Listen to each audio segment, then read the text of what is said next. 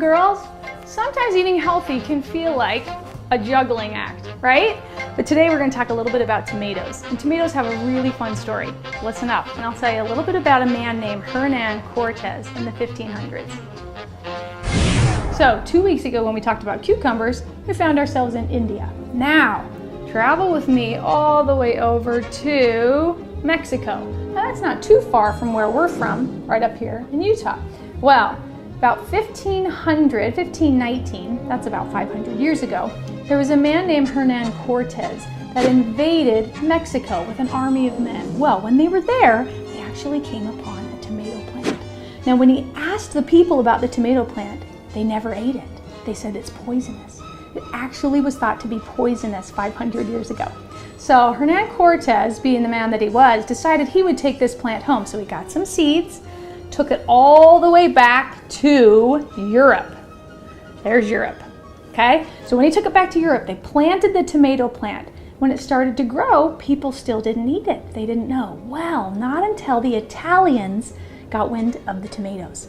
Now the Italians, by the early 1600s, late 1600s, they tasted the tomato and started using it in sauces and on sandwiches and on breads. And still today, the tomato is most used in Italy. But pretty soon, everyone was using tomatoes. I love crayons. Kids love crayons, right? Now, the nice thing about crayons, they have lots of different colors. But the unfortunate thing, we can't eat crayons. We can, however, eat tomatoes, or eggplant, or green plants, or red plants. Well, all the different colors that come from nature, that grow in the ground, they're delicious for us. And the number one thing that's healthy for you about tomatoes is called lycopene. It gives it its red color. So instead of calling it red, like they do in Crayola crayons, they call it lycopene in nutrient form, right? So the lycopene in tomatoes is super good for your heart, it's really good for your muscles, and it's also helpful for your skin. Okay, so a couple different ways to eat tomatoes this week. And they come in different forms, which I love. So you have tomatoes that are little tiny ones called heirloom tomatoes, right? I like to put these on my salad. You can just leave them whole, make a delicious salad with your tomatoes, right? Any way you want. Put your favorite dressing on it. Another fun way to do tomatoes, and this is my favorite, I have to admit, is to cut them up. I'm just gonna cut off the stem. We've already washed these. I'm gonna cut them up into little tiny slices. Now, if you've ever heard of a salad called caprese salad, this is what this is. And what you do is you use the tomato, and then you take fresh mozzarella cheese. I'm gonna dip in here, and usually it comes a little bit wet because it wants to preserve it. So you take the mozzarella cheese, you cut it into slices. Oh, these colors are so pretty. And then I'm gonna put it in between here. All right, I'm just gonna cut it up into fresh, delicious slices. Oh, I can already smell those tomatoes. They smell so good. All right, now, we're gonna let that part sit over here. Then I take balsamic vinegar. Now, if you've never tasted balsamic vinegar, it's a delicious kind of flavor that you can put on salads, right? But I particularly love it with mozzarella cheese and tomatoes. It goes really well. It adds kind of a sweet flavor. So when it comes out, you'll see that it's brown and delicious. And it just adds this incredible flavor to the tomatoes as well as the cheese. Now, the last thing you want to add on a caprese salad, if you happen to have a little bit of basil, sometimes people grow basil plants, sometimes you can find it in the grocery store, right? Put a little basil on there. It smells so fresh and delicious, and your fingers really even smell like it after. It's so much fun. Okay, so there's a caprese salad. The other way you can do it is you can cut up a tomato and put it on a little sandwich, right? Last week we used these little corn tortillas with cheese. Use a tomato, cut up slices on it. After you've microwaved it for a few seconds, put on these fresh tomato slices, and you've got a delicious snack. One more slice, we should be ready to go. Right? And it's delicious. So I hope you'll find a way to enjoy your tomatoes this week and get your lycopene in your diet. Now, join us in the other room for yoga. Hi, boys and girls. So last week, we reviewed the sun salutation, we did warrior 1, and then we almost got to warrior 3. Remember the balance? So those are really fun. We're gonna start out reviewing just a bit, and then we'll add 2 more poses this week, okay? But before we do, let's do our breathing game. So, thumbs on the rib cage, tap your belly. Here we go. Inhale. And exhale. Good job. Try to keep your mouth closed. Inhale through your nose and exhale through your nose. Inhale.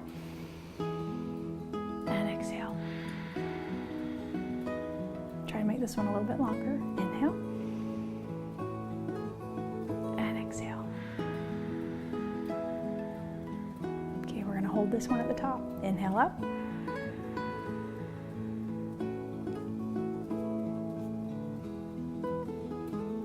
And exhale. Nice job, one more time. Inhale up.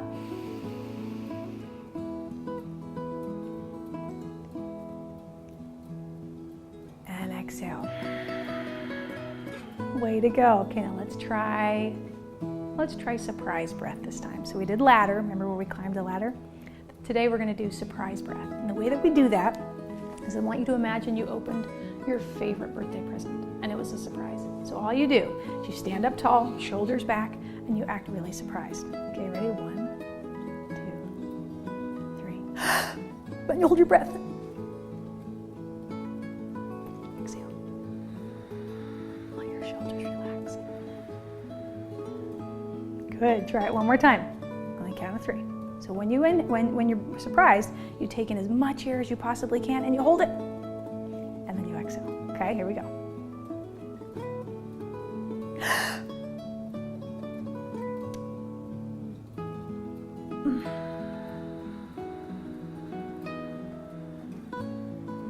Let all that air out. And exhale. Nice job. Way to go. So the reason why we practice these is because it helps you to focus. When you're breathing and when you're thinking about breathing, it's kind of hard to worry about the future or about your homework or your friends or maybe about what happened yesterday or something else that's going on. Learning to focus on breathing can really help you to manage things that make you nervous or things that make you feel stressed. Okay, so that's why we practice some of these, is it helps you focus in school and it helps you be aware of other things as well. Okay, so let's practice. Remember our sun salutation. I'm going to turn to the side. We're going to inhale up, exhale, fold forward. Inhale, look up, exhale, release. Head to the floor. Now, hands have come out, legs come back to plank pose. Lower down, inhale up, exhale back to down dog. Remember from here, we turn the left heel in, the right foot comes forward, all the way up to warrior 1. Now, instead of staying here, we're going to turn. Now I'm going to be backwards, but I want you to notice the difference between my arms kind of flailing here or stretching out. So I want you to imagine you're pointing in opposite directions. So the left hand is reaching this way, the right hand is reaching this way. My knee is going to stay bent just till it's over my ankle. So I could draw a line from here all the way to here. I don't want it too far here or too far here, right? So once we're here, try to ask yourself, what muscles am I using? Right? Miss Amy feels my arm muscles. I feel my leg muscles. I even feel the back of my thigh muscle back here. So pay attention to your body and find out which muscles you're using. Okay, so this is warrior 2. Now we're going to straighten the leg. We're going to drop the right hand down and lift the left hand up. This is called triangle pose. Now you can see from my pose, one hand's up here, my toes down here is another point, and my left foot. So if you were to draw lines, you'd see a triangle. Okay, we're going to breathe here 3 counts. Inhale and exhale. Inhale and exhale. Remember, challenge yourself to make that breath deep. Inhale and exhale. Good. When you're ready, bring that left hand down, the right hand comes back, and we're going to release the right leg. Okay, back to plank pose. You recognize this? Lower down. Good. Inhale up and exhale back to down dog. Good. Now the right heel is going to turn in, the left foot's going to come forward, just like we did last week. Inhale up and open up to warrior 2. Okay, so you've got a bit of a 90-degree angle. So your right foot's pointing forward, your left foot is pointing out, and now you're going to have both arms stretched out. Just like we said, I want you to imagine you're trying to reach to the right side of the wall, reach to the left side of the wall, and both arms are engaging every single muscle. Okay, so let's take 3 breaths here. Inhale and exhale. Inhale and exhale. Inhale and exhale. When you're ready, straighten that front leg, drop the left hand down, the right hand comes all the way up, and we're going to stretch that hand down just till it feels comfortable. If it's too much, come back up. You never want your knees or your legs to hurt. So find a position that's comfortable for you and breathe. Inhale and exhale. You can also bring your hand down to your hip if that helps. Inhale and exhale. Inhale and exhale. Last one, inhale and exhale. Good, bring that right arm all the way over. Both hands come to the mat. Release that left foot back to plank pose. Lower down. Inhale up. Exhale back to down dog. Just for 2 breaths. Inhale and exhale. Inhale and exhale. Last one, inhale and exhale. Okay, when you're ready, walk those feet up to the hands. You can bend the knees. Good. When you're ready, we're just going to roll up 1 vertebra at a time. There's 28 different bones in your back. I want you to roll them up so you can feel every single bone in your back. Good. Take a big breath. Inhale and exhale. Nice. Inhale up and exhale back down.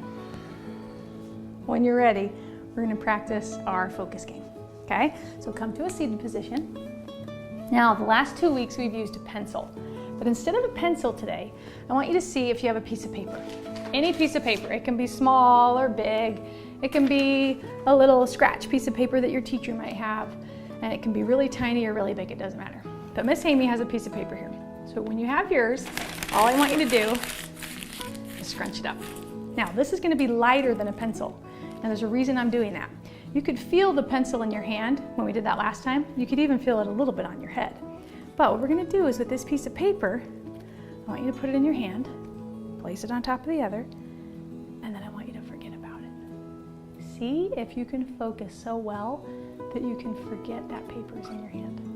Okay, now we're going to practice this. I'm going to go 1 minute and 15 seconds this time. Okay, so in order to do that, relax your shoulders, relax your legs. Make sure you're seated well and that your feet aren't crunched or hurting. Yeah, and relax your face muscles, and then close your eyes. Now, start breathing. Inhale and exhale. Inhale and exhale. Now you breathe at your own pace. See if you can focus so well on your breath you don't even feel or notice what's in your hand.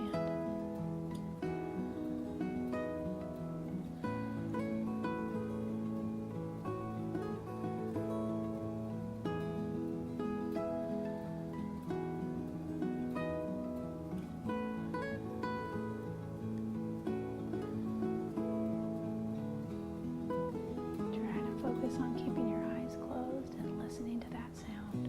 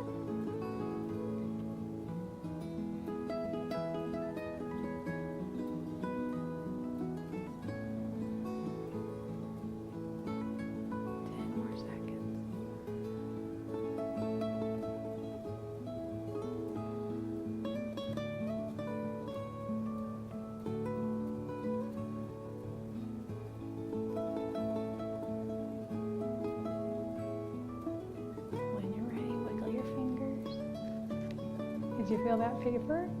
Good. Open your eyes. Move your head from side to side. Nice job. Now ask, how many people forgot the paper was in their hand? That's kind of a fun trick. You can try it at home. You can try it in the car. Anytime you're feeling frustrated about something, or maybe something feels overwhelming, or maybe your friend's angry at you, or vice versa, try to take something in your hand, focus on it, and just listen to your breath. It'll help your heart rate to slow down, and it also helps you to be able to relax a little bit. Nice job this week. We'll be back next week. Let's take one more breath. Inhale up Reach tall. And exhale back down. Nice job. Way to go this week, and we will see you next week on Yoga Me Do.